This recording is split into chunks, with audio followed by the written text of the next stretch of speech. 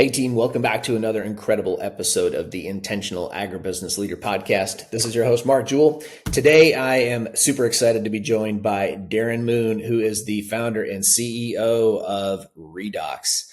He's out in Idaho and he's joining us today on the show. Darin, thanks for being here, man. Man, what a privilege, Mark. I really appreciate this opportunity to talk about what you and I are obviously passionate about, which is agriculture. So thank you very much. Yes, sir. Yes, sir. I look forward to getting into it. You get the same opening question everybody does, which is, what does it mean for you to be intentional? Yeah, I think a lot about this because I think one of the hardest things when you start something, when you're self-employed or an entrepreneur, is not doing busy work or just pretending, but actually getting things accomplished every day. For me, being intentional is number one. I have to be genuine or authentic. Those are two words that I spit out in this office every single day: is genuine and authentic. Meaning, don't try to fool me, because that catches up to you eventually. Don't try to pretend, but be who you are, be what you need to be to get the job done, and then be focused on getting that job. So intentional for me is genuine and authentic, and then being very focused on the task at hand. Yeah, very good. I love it. I love it very much. Man, Darin, how did this whole thing come to be? Talk to me about Redox. Where did this? We've been talking a little bit off camera and off mic today, but talk to me. Where did this come from? So I was very, very fortunate, very blessed, Mark, that my first job in agriculture was with an incredible family-run farm in California that was at the forefront at that time of a lot of environmental issues. And California in the early 90s, which is when I started my career out of college, was in the early 90s. California was at the forefront of all the big green initiative and all those things that were coming down the pike, so to speak. And my farm, the farm I managed, was at the forefront of that. And one of the things that was attempted at the time was to become organic. Okay, all these scary chemicals out there. Let's see if we can go away from that. So I was a huge experiment station. And I got to experiment with, I got to hire any consultant I needed, and I got to experiment with any product I wanted to on a small scale basis to see if we could scale up to the 15,000 acres that we were at that time farming. And out of that came multiple ideas in my head, okay, that there are natural plant processes, that there are natural ways of doing things in agriculture. But also what we arrived at is the best combination was not strictly organic. It was not strictly conventional. It's when we combined the two ideas together and did what was best from organic and what was best from conventional. And then, I love your word intentional, then be very intentional in our process. You can't be an organic farmer just to be an organic farmer. You got to be an organic farmer to accomplish a purpose, whether it's a market segment or what have you. And so what we discovered at that time was the best combination of both. And so multiple ideas later, my first patent was the combination of hydrogen peroxide and salicylic acid. And when you combine those two, you stimulate a plant process that increases protein production in plants. And since then, I spent 30 years looking for ways to take natural molecules and integrate them into existing products, existing processes. And that's basically what we've become at Redox, is we take conventional NPK, conventional micronutrients, and then we try to find ways to get them into the plant better. Because one of the things I believe is agriculture is a heavy mining industry. What do I mean by that? If you look at what we do, with the exception of nitrogen, we're mining phosphorus, we're mining potassium, we're mining micronutrients, we mine everything. Well, that's a finite resource. Now, I'm not pressing the alarm button. I'm simply saying we can make that resource go much farther if what we're applying we can be much more efficient with. Okay, number one. And then number two, if what we're applying we can turn on or turn off certain plant processes to get what we do in that plant to do what we want it to do. In agriculture, we're in the business of manipulation. We don't just grow plants, we manipulate plants to an outcome that we want. So if I'm a golf course superintendent, I'm not growing grass, I'm managing grass to play a game.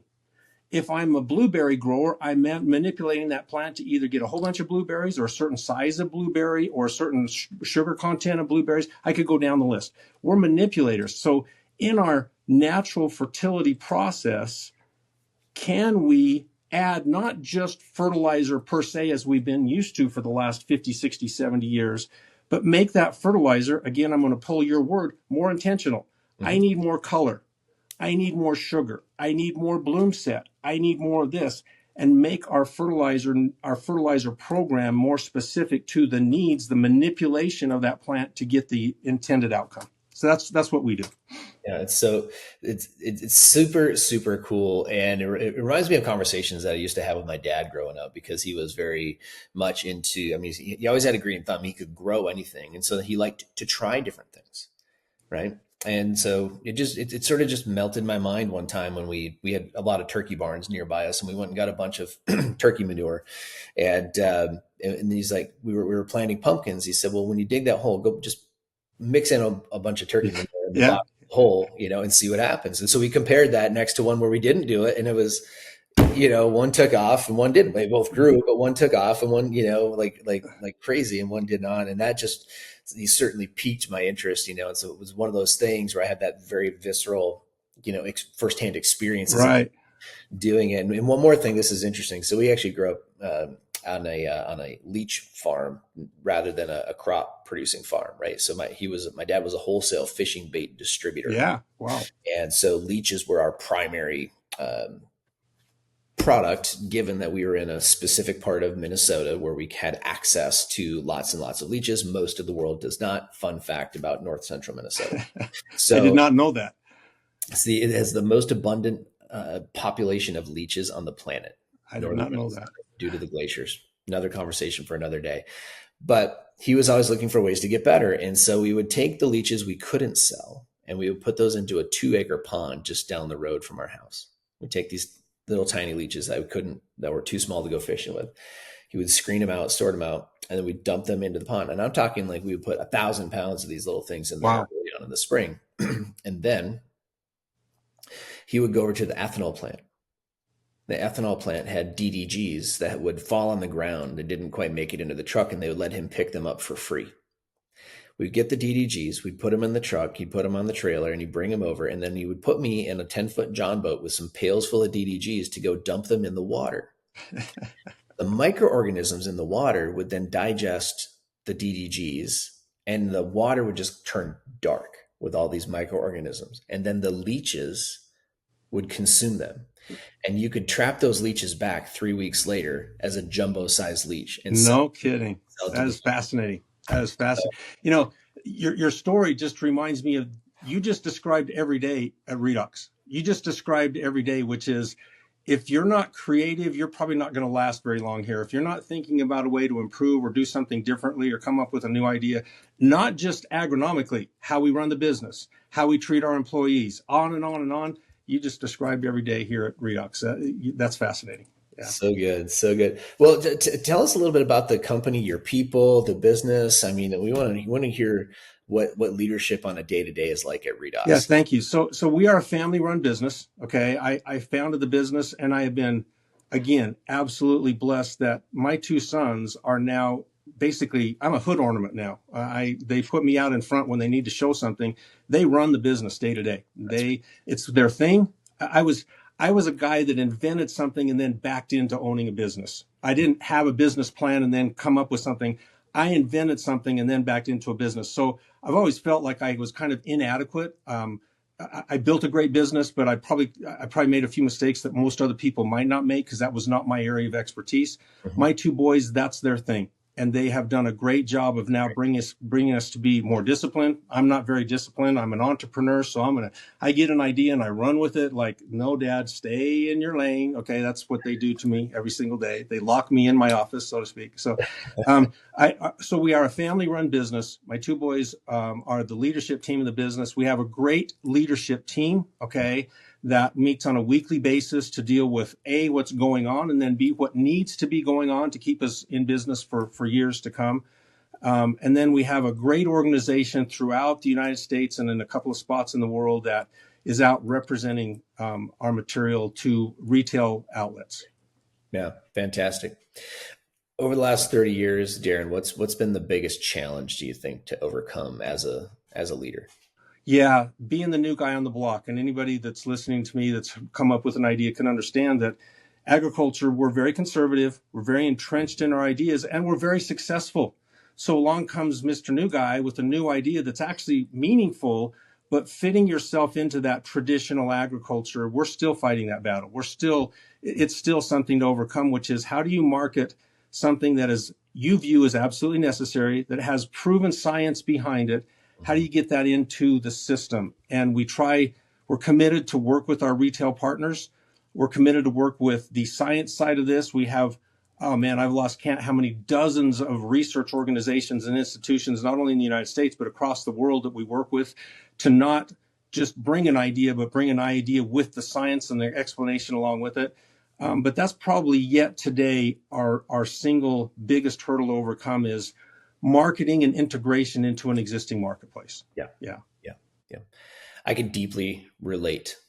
I can deeply relate. I mean, we're not in the agronomy focused side of things, but we are in the people focused side of things. And, we think we have a better mousetrap for how to help get the behavior change that people want. And when it comes to the world of training as a kind of a parallel to your business, what we deal with are all kinds of information products, right? Let's just take sales training as an example, right? Every organization needs to train their salespeople.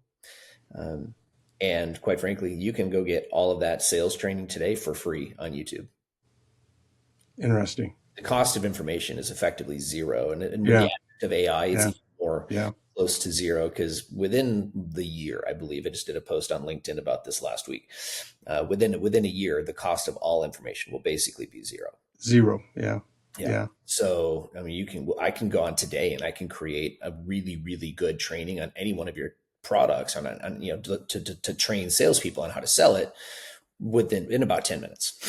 Interesting. Very interesting. Very quickly. But here's what it doesn't do. It doesn't transform your people into the type of people who will use the information. Yeah.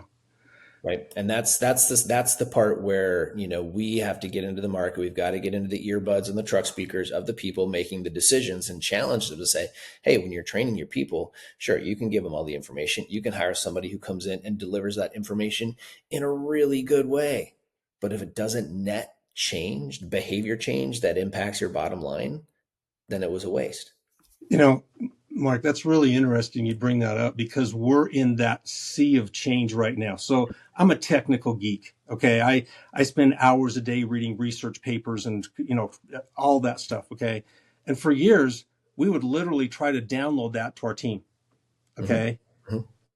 Completely in today's market, completely ineffective, because they were walking out the door with all of this information. They were the smartest guys on the planet.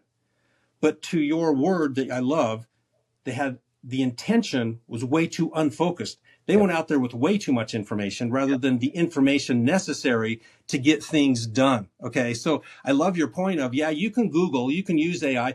Like I've done this. I've asked AI to write out a chemical formula for me. Okay. Yeah, it does it. It's about 80% accurate, because it doesn't get everything that needs to happen in that. Same thing with what you're talking about, which is you can download everything, but creating focus and intention to get the job done, that's a totally different conversation. That's a completely different conversation than just giving people information. Yep. Big time. And that's where the focus really needs to be, right? I mean, this is the challenge is how do you position your value? How do you get out there and get the market to really see the value that you're bringing? And then, in a very, very noisy space when there's very noisy. Yeah. So that's a big challenge. What do you feel is the biggest win? Oh, I'll give you a couple, because I'll give you one on a personal basis, Mark. We had a little bit of a conversation before. I've built a business. I had $10 in my bank account and a credit card with $1,500 credit limit. That was my financing to start this business. Okay. So I didn't start off with this mound of cash or with this great intelligence. I just started off with a passion because I believed in what I had. Okay.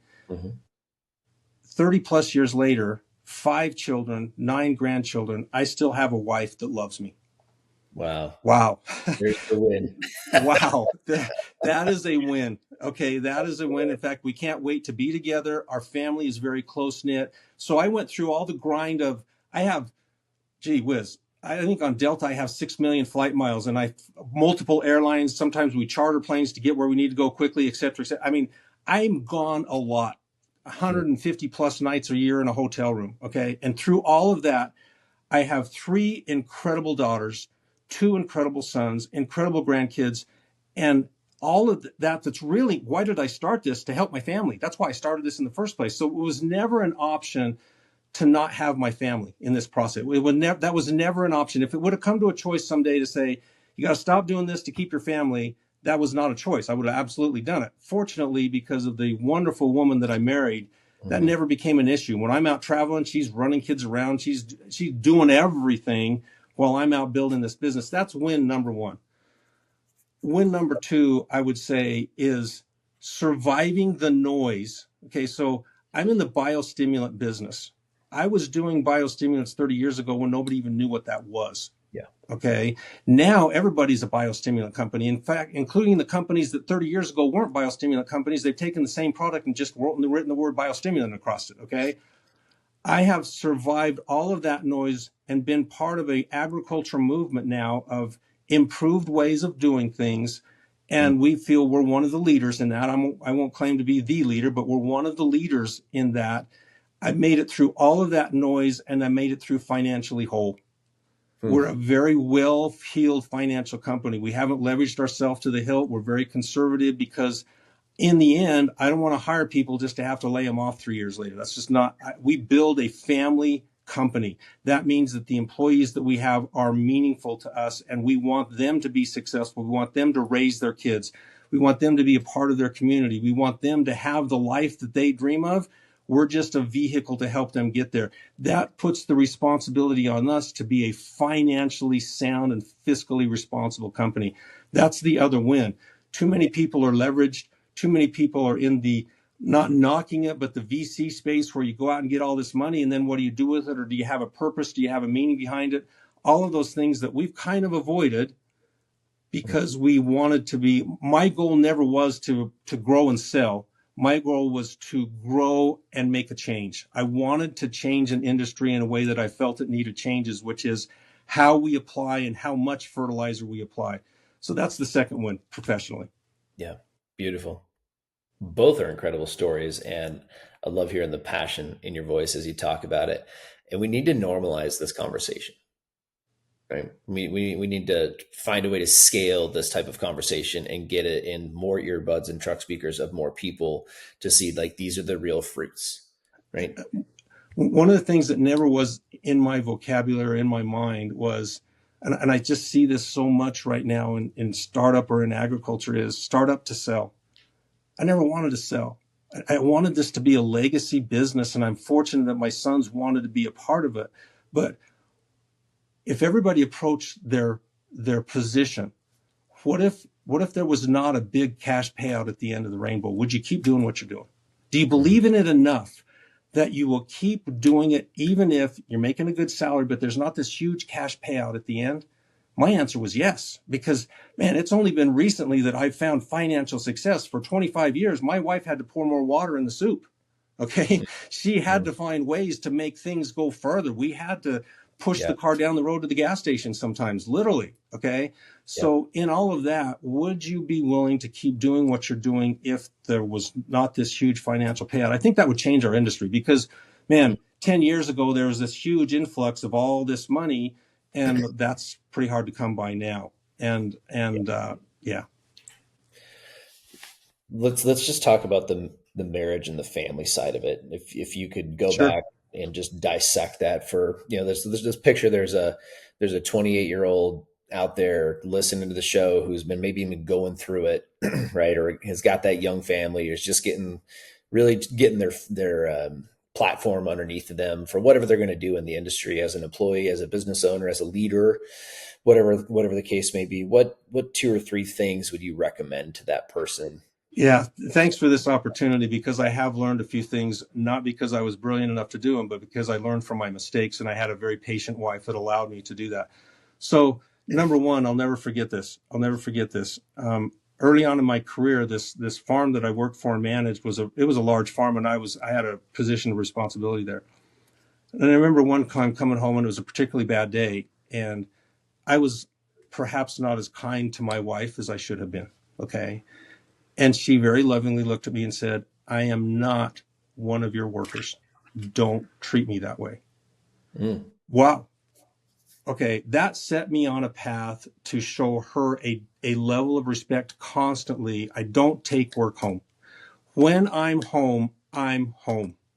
And I'm all in because I'm not home all that much. Well, I shouldn't say that. I'm not, I am now, but growing this company, I wasn't home all that much. So if I brought work home, I was never not at work. And you Mm-hmm. can't do that to your family. You cannot do the, okay, I'll just one more minute, just one more minute. I got to finish this email. No, no, if you couldn't finish it at work, it can wait till tomorrow. And I sincerely mean that because I think then you start to lose that.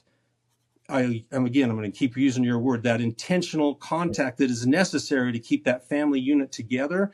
You're required to be there. You're not just required to provide money, you're required to be a part of that family unit. So number one, you got to leave work at work. Okay. Now maybe you work till 7 o'clock at night, but when you walk in the door to your house, you are all in. You're 100% all in with your family. Your kids run up to you and you're not thinking about what happened today or what has to happen tomorrow. What happened to them and what do they need from you while you're there? So that, to me, that's one of the most important things. And my wife set me on that track very, very early on, very lovingly, but that memory is still, it was standing in the kitchen of with a three-story or a three-bedroom apartment in California. I'll never forget that moment because it changed me. It literally changed me. So, yeah. Wow. Yeah. Well, I've come to find that a great partner will amplify.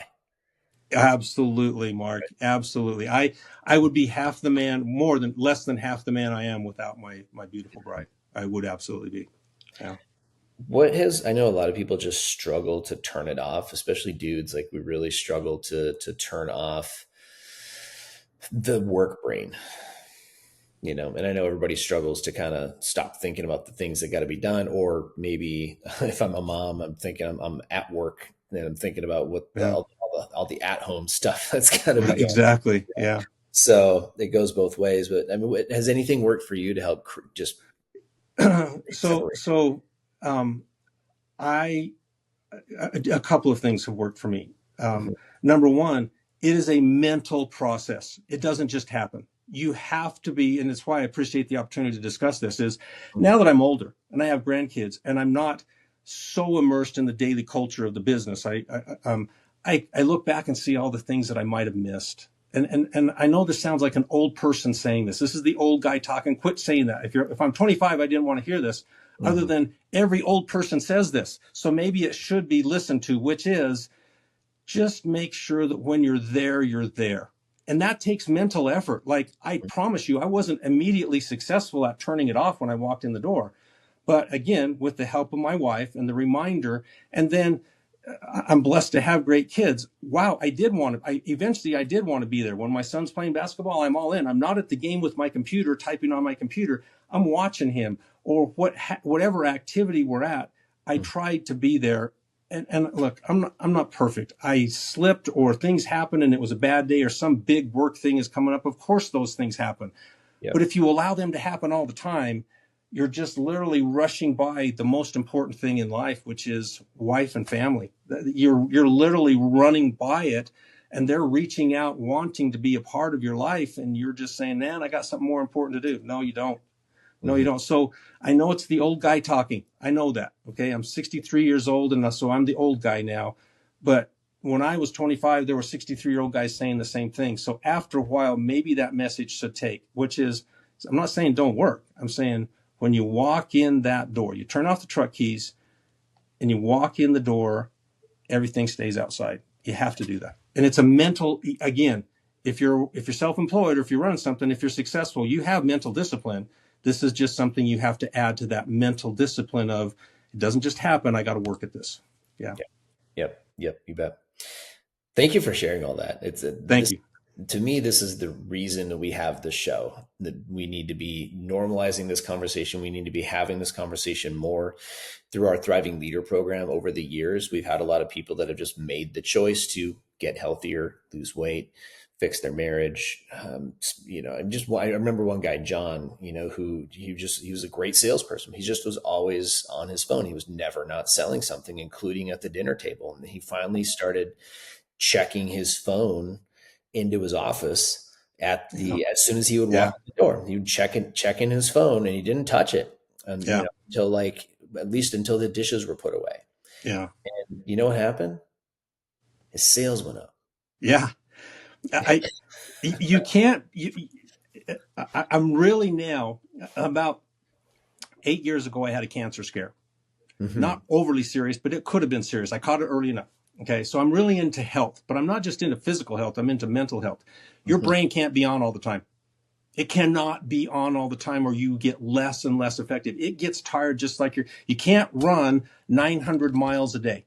Your body will give out. Well, if your brain is always on, it will give out too. So if you take those breaks, with your family, or have a routine where you are meditating in the morning and you literally give your brain a break, you'll be more effective. There's no question about that. I have a 3-hour morning routine. I do it every single morning. It's Wow. physical, it's mental, it's spiritual. Hmm. Why? Now, I haven't always done that, but as again, old guy talking, I realize I would be a better person today had that been something I had always done rather than playing catch up.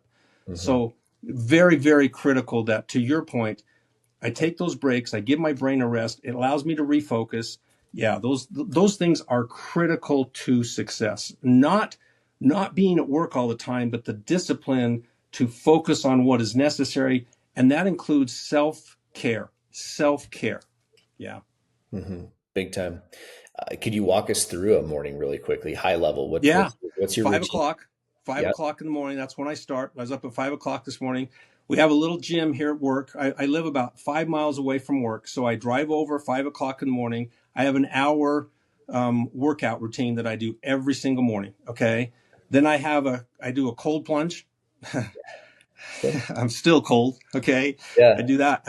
I set it at 47 degrees and I sit in there for 25 minutes. Okay. Wow. Okay. No, you actually like that's a long time. I'm going five I, minutes at 52. Now I feel like a very big underperformer. well, I do it for a reason, and it is not the physical, it's the mental. It is the mental focus that I have to have. My Uh, body, you know this, if you're doing this, your yeah. body, the minute you sit in that thing, your body is saying, get out, get out, get out, get out. So I've had to work out an actual mental routine as to how I can stay in there and focus on, you know, either I focus on a spiritual thing or something that I want to I think about it and think about that helps me stay in. If I just sit there and twiddle my thumbs, I can't stay in more than 3 minutes. Okay. I have to mentally focus. So that's really why I do it. Is there's some physical benefits, but I get more mental benefits out of a cold Yeah. plunge than anything. Then Wow. I have a red light bed that I sit in for 20 minutes. It's a kind of a NASA research thing that I stumbled onto that Mhm. actually sports teams do a lot now. Yeah. And then I have my meditation, and it's a 30 minutes of scripture study. I really focus on the four gospels. I Hmm. want to hear from Jesus. I don't want to hear somebody else's interpretation. I want to read about him. And then through meditation and prayer, I want to have him talk back and tell me what's up. Okay. And that's really big for me. My life changed when I didn't just try to be spiritual, but I was spiritual. I'm going to steal your word again. I'm spiritual with intention. So Hmm. I read other things, but I focus on every day. I read something out of the four gospels to try to get connected to what Jesus was and what he is and what he wants me to be. Yeah. So good. Wow. I love it. Thanks for sharing that because Thank you. I think people need to hear some different ideas and get inspired. I mean, I'm sitting here thinking, oh yeah, I was up at 5 o'clock this morning. I went in the sauna, right, and then I went in the cold plunge, but I only went for 5 minutes in the cold plunge. Now I feel like now I got to step. Not guys, if you're listening to this, if you're doing anything, literally just getting up and go for a walk if you haven't done that, or get up and go drink some water if you haven't been doing that. 100%. Any of these things are just good habits to stack. Get your mind going early. It changes your life. It will change your life literally. Yeah. Yep, yep, absolutely. Okay, so wow, so you read the four gospels. Are there any books, resources that you're digging into on the regular in addition to that? So I have a book that was introduced to me several years ago. So one of the things I got to be honest with you once again, I'm not a big business reader guy. I'm not a big motivational because man, I got to be honest with you. People have to calm me down. Okay. I don't need motivation. So sorry, that's not knocking it. I'm just saying I've always been passionate about about life. I've always been passionate about my wife, about my children, about just, I could talk to you all day. Okay. I don't have a motivational book because it's never been my thing. I've never needed that part of my life. But Stephen Covey's 7 Habits helped this wild cowboy, if you will, that was just grease on a hot skittle, helped me realize what's in focus. And the one thing that Stephen Covey talked about is seek to understand, not to be understood. Yeah. Seek first to understand, then to be understood. I love that. I love that because as you and I are trying to integrate into this noisy market, sometimes I'm the bull in the china shop. Here we go. Come on. And I don't listen to the guy on the other side of the table. And man, when I started listening to the guy on the other side of the table, wow, my life changed. Yeah. The business changed because now I became intentional in what was really necessary to move the ball forward. Mm-hmm. So, yeah. Love that book. And a couple of things about it. Number one, the only thing I wish he'd changed, by the way, or would have changed is putting habit 7 as habit 1. Yeah. Because I think that's per what we just got done talking about, sharpening the saw is the most important part of that whole. You have to be focused. I do not disagree with that at all. You have to be focused. Yeah. The other thing I think is cool about the book, that book is 40 years old today, or this year, I think. Maybe 41, maybe 42, but it's over 40 years old. It took him 10 years to write it. Yeah. It took 10 years. That's amazing. I did not know that. Yeah. And that was the part that really, from an intentional leadership standpoint, right? When you think about, there's so much, we live in this world of where you can create so much content. We live in a world where you actually can't tell whether the content you're listening to is real or AI generated, or what you're watching is real or AI generated. And so which, by the way, if you're listening to this is real.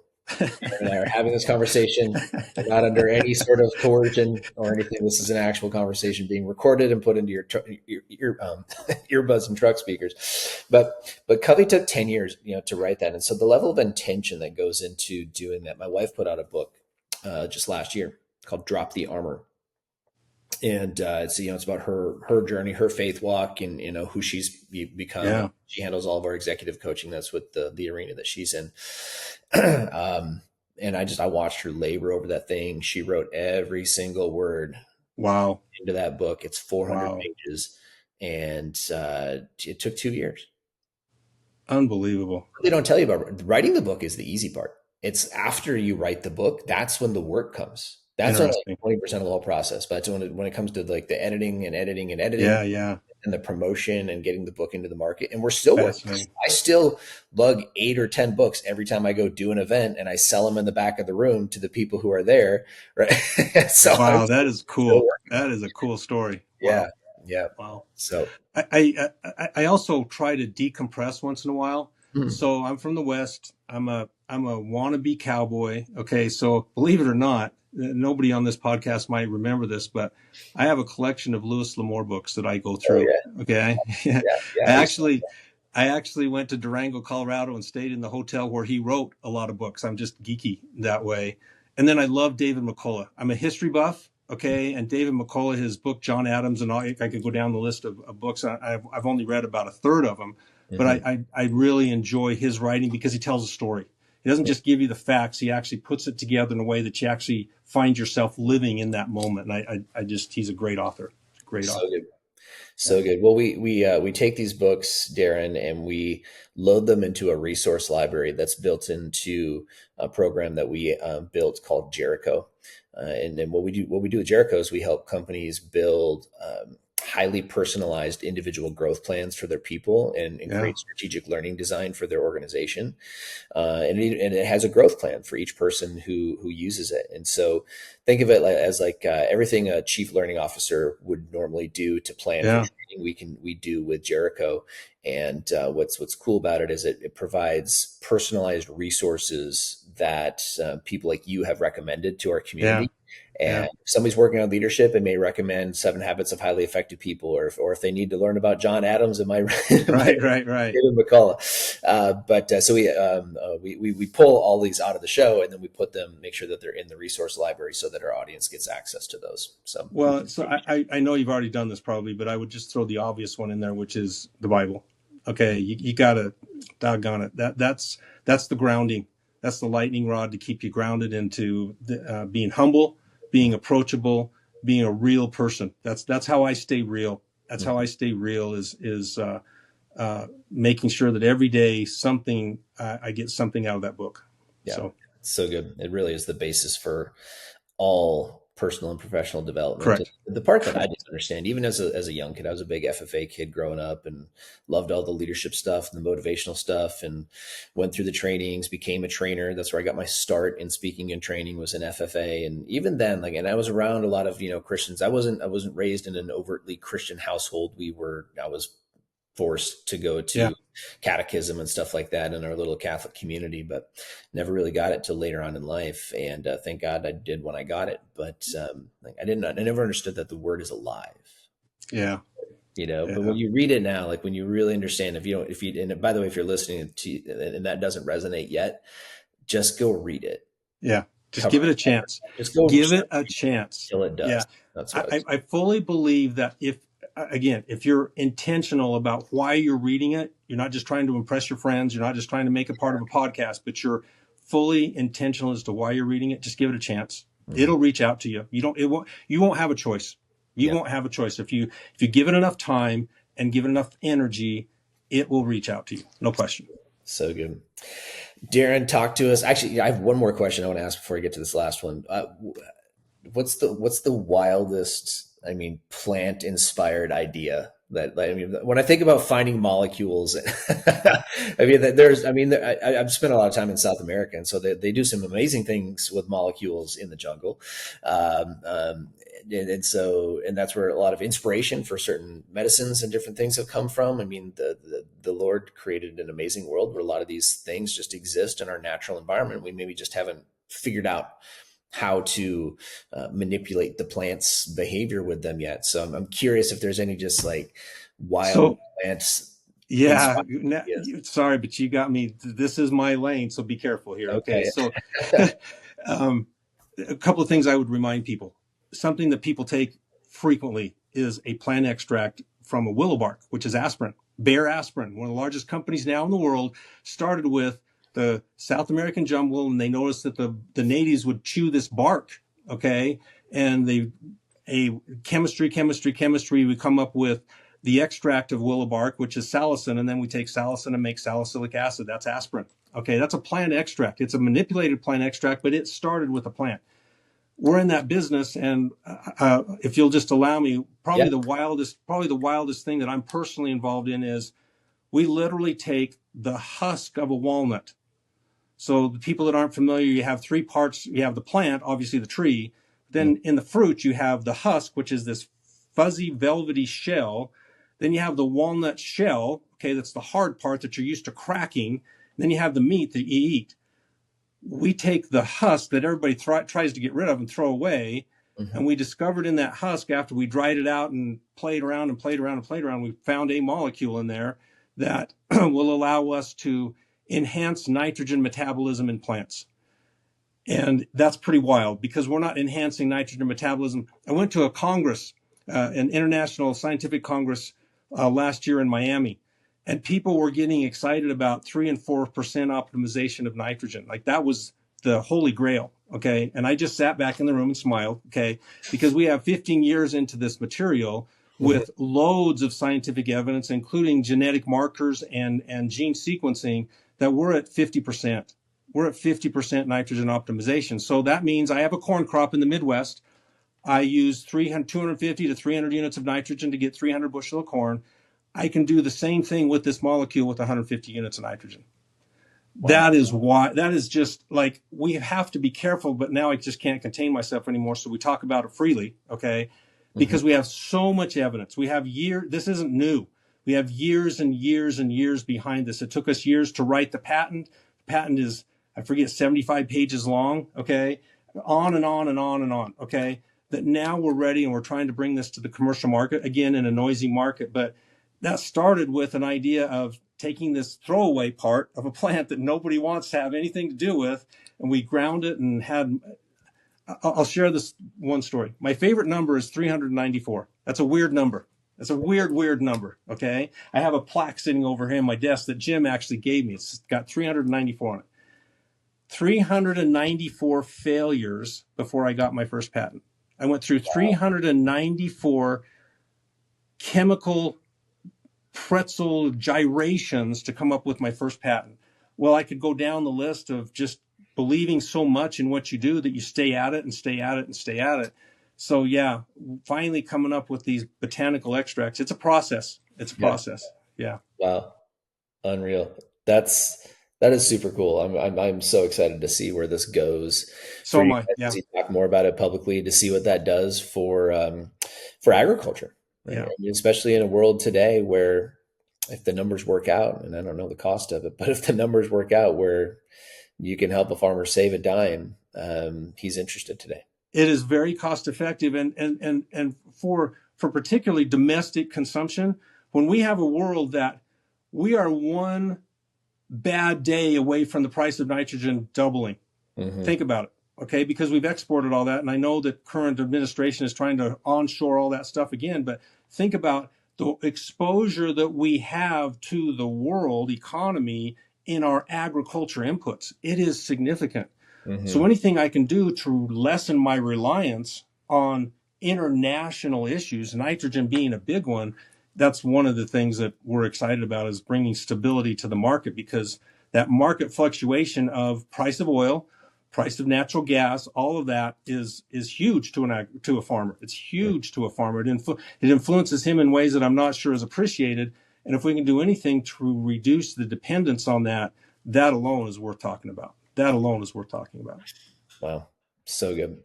Okay, Darin, I know we got to bring this in for a landing. We're a little bit over time. Any last things that you would love our intentional ag leader audience to know about yourself, your business, or intentional leadership from your take? Mark, I'm really privileged to get to know you. And I'm going to say this with all the sincerity I can muster.